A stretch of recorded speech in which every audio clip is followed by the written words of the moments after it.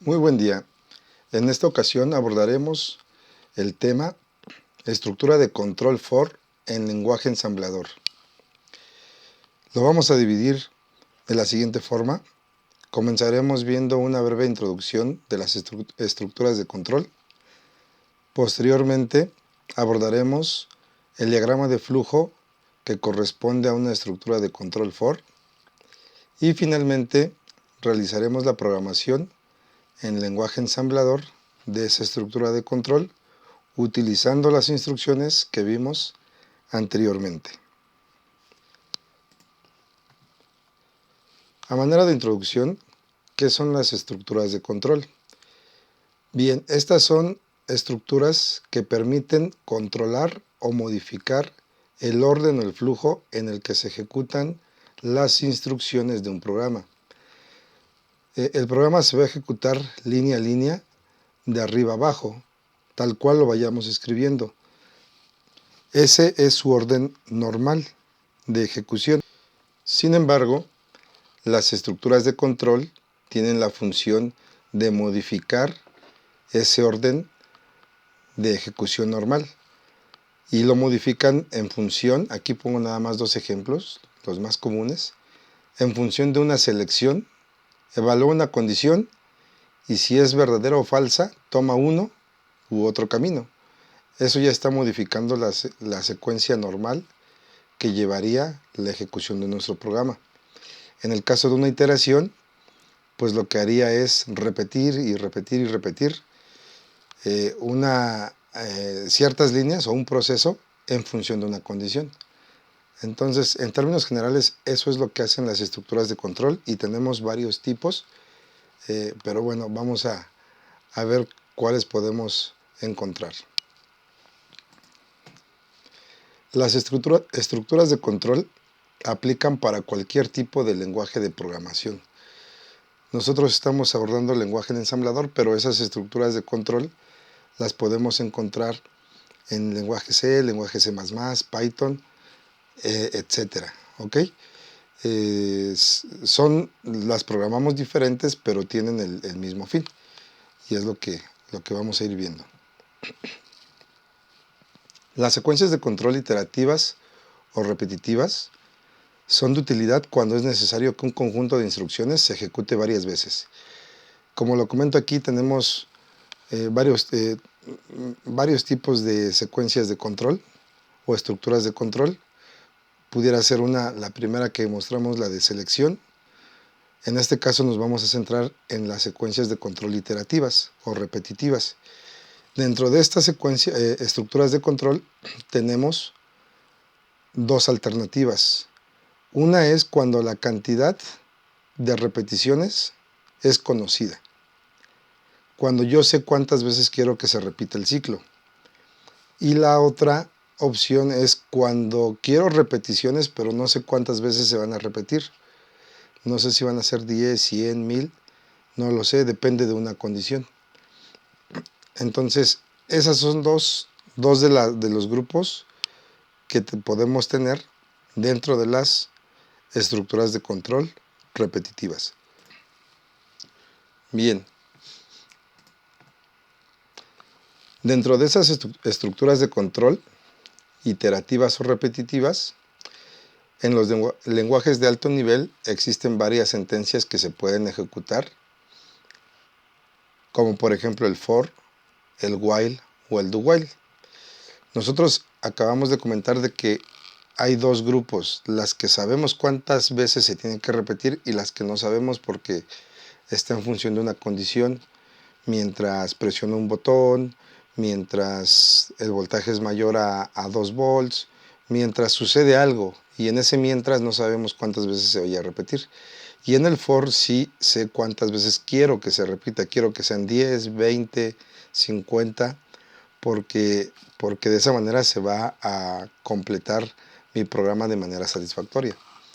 Entonces, dicho esto, pues el for estaría clasificado como las estructuras en donde sí conozco cuántas veces quiero que se repita el ciclo, y while o do while serían para estructuras también repetitivas, pero en donde no sabemos cuántas veces se van a repetir.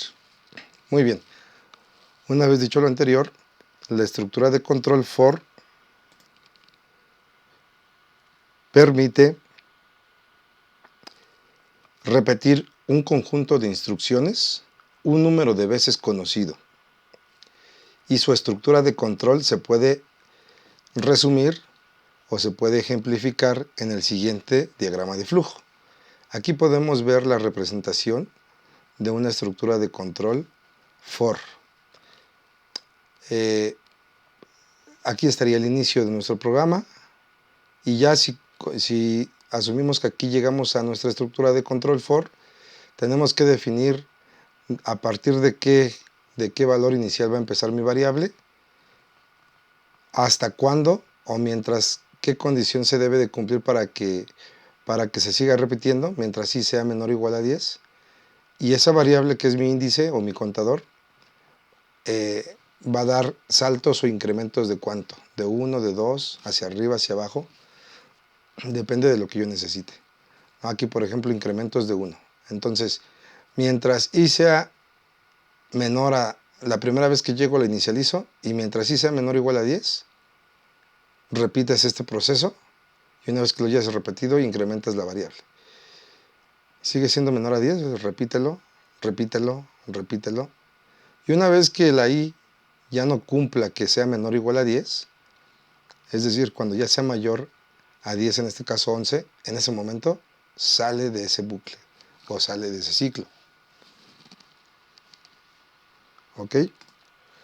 Ahora bien, aquí pongo la sintaxis que muy posiblemente ya conocen en un lenguaje de alto nivel de una estructura de control for.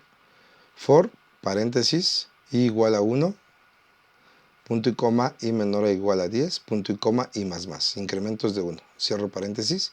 Y aquí nada más me faltaría abrir y cerrar llaves, y dentro de lo que se encuentre dentro de esas dos llaves es lo que se va a repetir mientras se cumplan estas condiciones.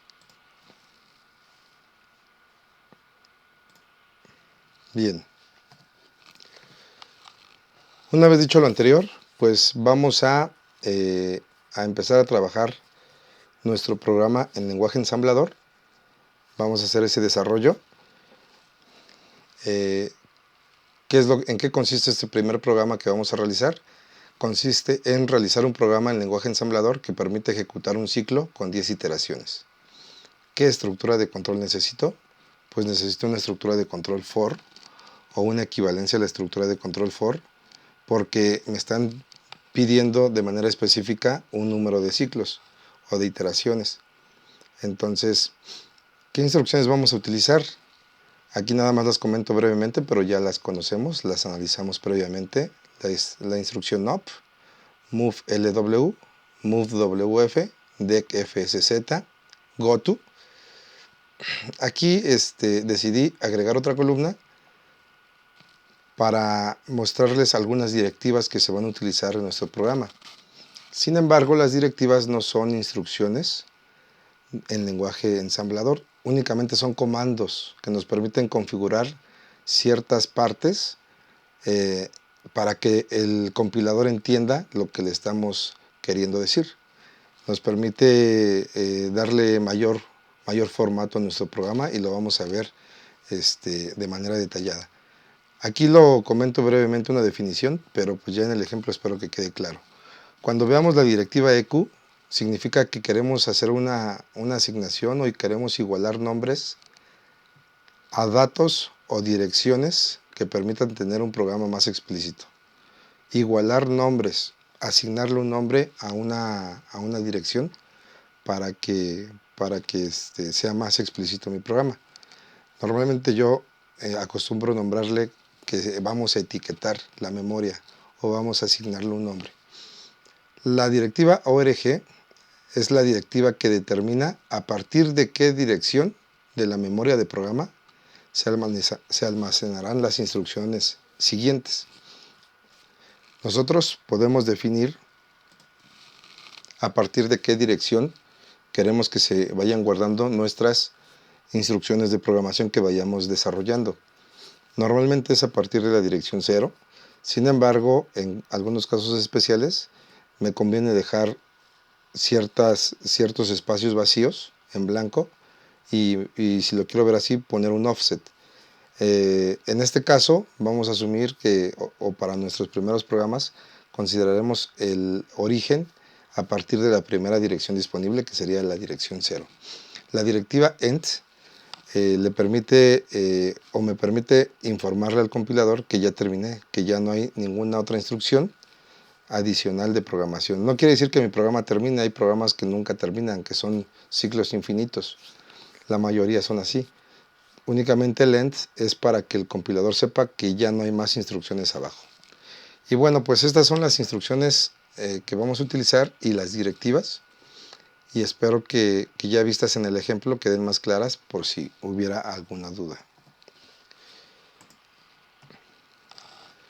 Siempre que vayamos a programar, una muy buena metodología es partir de un diagrama de flujo. Siempre vamos a hacerlo así para que ordenemos nuestras ideas, tengamos un plan de acción y en este plan debe ser muy explícito, cualquiera lo puede entender y ya posteriormente a partir de ese bosquejo pues ya obtengo mi código o mis instrucciones.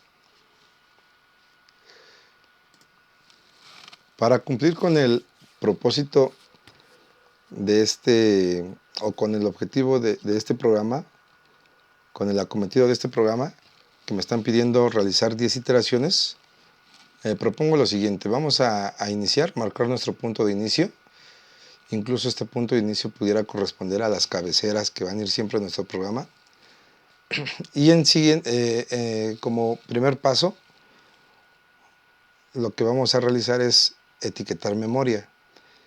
¿Qué significa eso? Nosotros vamos a necesitar una memoria de datos. ¿Por qué vamos a necesitar una memoria de datos? Porque vamos a utilizar una variable. No podemos contar 10 ciclos o 20 si no tenemos una variable que nos esté diciendo o que nos esté llevando la cuenta. Entonces necesitamos una memoria de datos que vamos a ir controlando conforme avance el programa.